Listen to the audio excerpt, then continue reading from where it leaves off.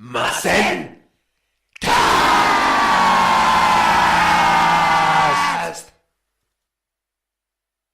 Hello there, the name is Warszak, and welcome to Cast. And in this episode, it's a solo cast, and the one doing it is me, Warszak.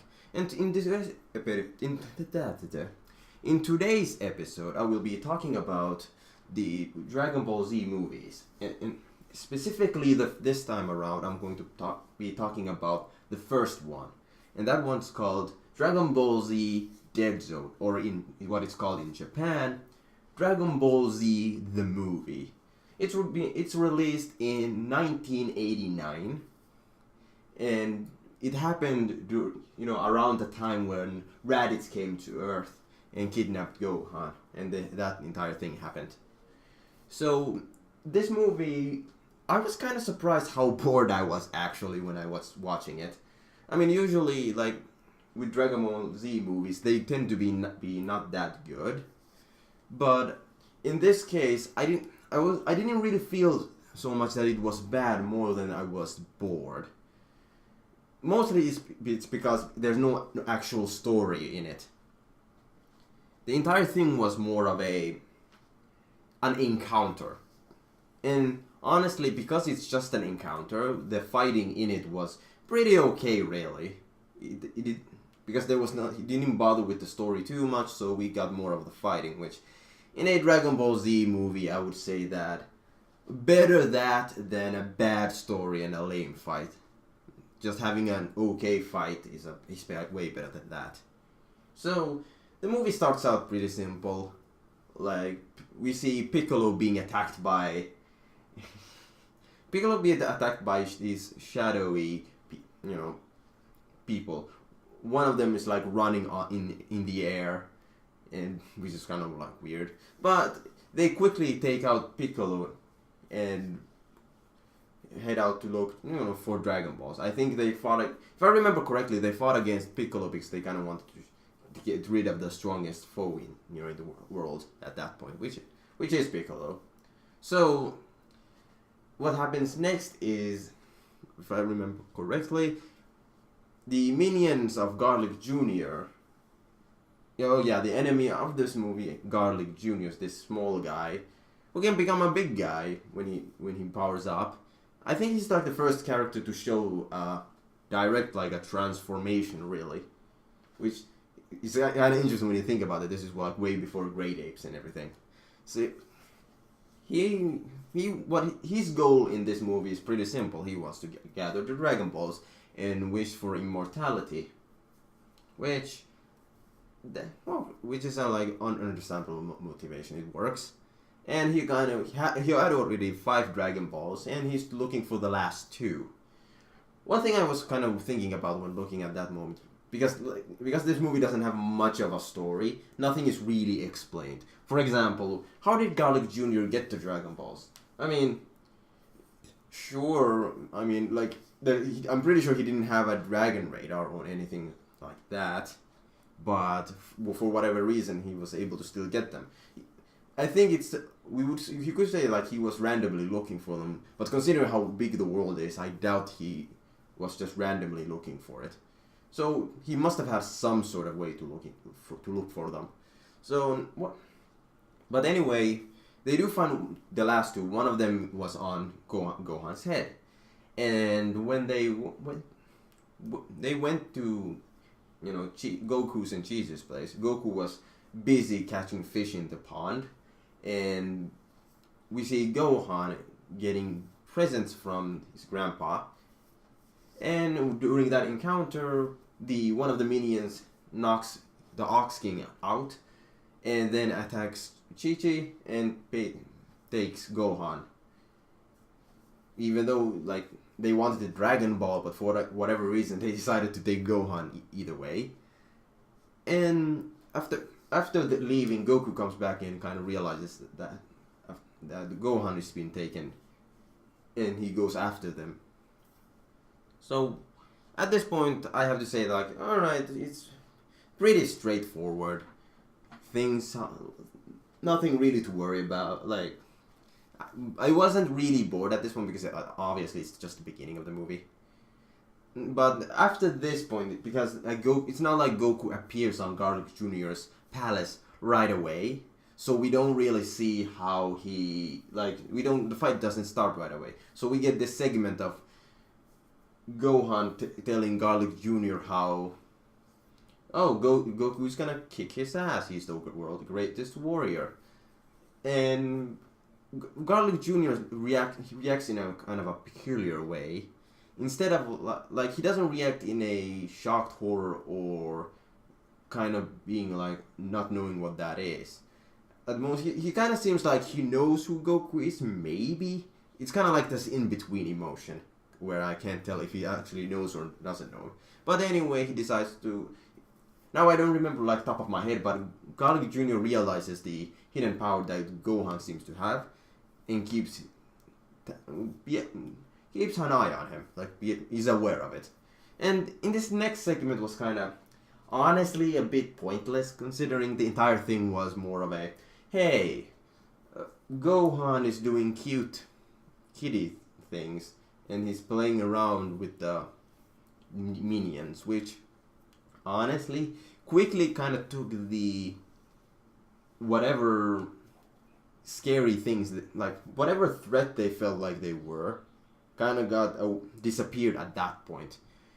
Considering the first thing we saw of them were them kind of knocking around Piccolo, which at that point in Dragon Ball was the strongest, one of the strongest in the world, like Goku and Piccolo, and they took out Piccolo. So at this, only thing we've seen since then were that they were really strong, and because of that is this part where Gohan runs away from them and they kind of struggle to catch him kind of makes them look bad unnecessarily. I'm not one to say that every character who's an enemy needs to look awesome, cool, and never have situations where that character can end up silly, but at least in this scenario, it would have been probably better if they didn't. And even that entire scene didn't really add much. Considering, the only thing that happened was not only they were Gohan running around, eventually he got hungry and decided to eat an apple in the palace. And we realized the palace apple was some sort of alcoholic apple. And Gohan went drunk and started singing, and we see these random animals appearing and such, and eventually Gohan passes out. This takes quite a bit of the movie, and really it doesn't really add anything other than makes the fight, instead of the fight doesn't start right away. But eventually Goku gets here. But before Goku gets to the place, we see Garlic Jr. making the wish to become immortal. Later on, Goku comes around.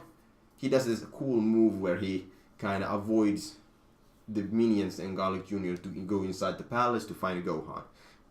And at the same time, Kami comes to the palace as well, which at this point is kind of cool to see Kami in a fighting role. This is his only time in the movies where he actually does something, and it's kind of neat. Even though we don't see a really awesome fight between him and Garlic Jr., but we get something, and that's kind of neat. Also, we do find Goku fighting the minions and Piccolo coming in a second, and then Krillin comes out of nowhere for whatever reason. Really, this movie didn't need Krillin. He was just there for whatever reason. I mean, yeah, he came, he said, I'm gonna fight. Gohan pissed on him, and then Gohan peed on him, and then really, after that, he was kind of inconsequential. It was more of a Goku and Piccolo fighting the minions. Goku really killing them? Yeah, Goku's killed two of them. And I always wonder, so what's Goku's rule on killing people? I know this is the movies, and really, it's not quite the same with the manga, as in it's not the same. But the thing is, we've seen Goku kill, and people he lets live tend to be strong, which kind of puts him weird, at least later on, especially in Dragon Ball Super when he kind of berates, like in Dragon Ball Super plus in Dragon Ball Z Namek Saga where he berates Vegeta for killing, which really Goku does that too. Especially like even not in the movies, he does it to like King Piccolo's minions, for example. With Tambourine we get it, but then again, sure, Tambourine killed Krillin, but Vegeta killed like most of his friends. So it's one of those, was it because Tambourine wasn't strong enough? If Tambourine was strong enough, would he have been alive? But anyway, let's get back to the thing. Yeah, Goku Piccolo kind of get rid of the minions kind of easy enough. The minions were kind of okay enough. They do have like this super muscly mode, which was kind of weird. It didn't really add much. It didn't even. I don't think they got that strong anyways. And eventually they kind of were able to take swords out of their arms, which honestly that was kind of neat.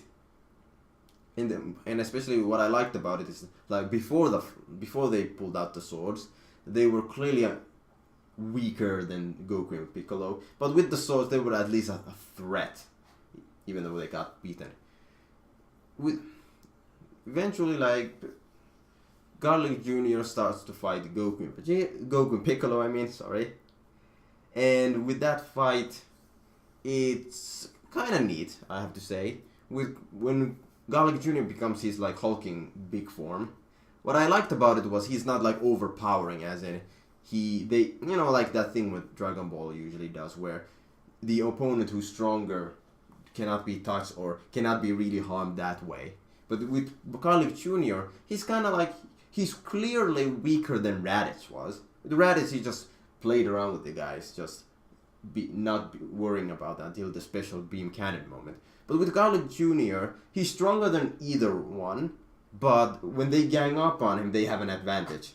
And I love that type of fight. It made actually the fight between the three like really cool, and I hoped we would have seen that more in the actual Dragon Ball manga, But hey, what can you do?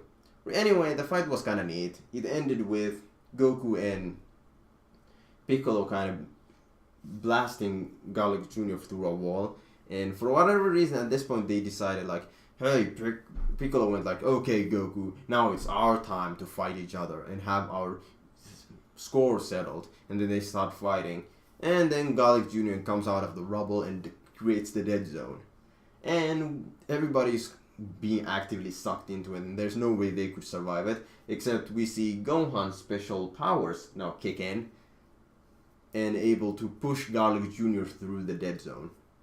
And the entire thing was Goku being like, oh, Gohan, you're so strong, how did you do that? And Gohan just not being aware of what he did and says that, oh, Dad, you saved me. So that was kind of like the movie in its entirety. And yeah, even I did like an encounter fight setup, but I was really bored.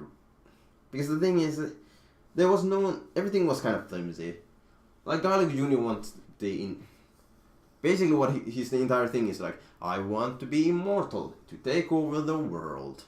And then what happens is, I'm immortal, and now I'm fighting Goku, and I'm using the dead zone, and I lost. And with Goku, his entire motivation is getting Gohan back, which is okay. And Piccolo is there for revenge for being attacked.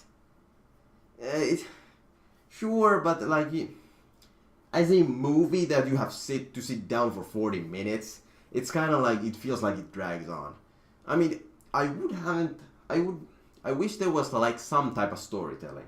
There's many ways to tell a story, and narratively, like through fighting, through like a lot of ways. And this kind of went through like the most generic, bare-boned way of doing it. And really, maybe like the next time I like review another movie, I hope like it's much better than this one. So thank you for watching, and I hope you watch the next episode of Masenkast. See ya!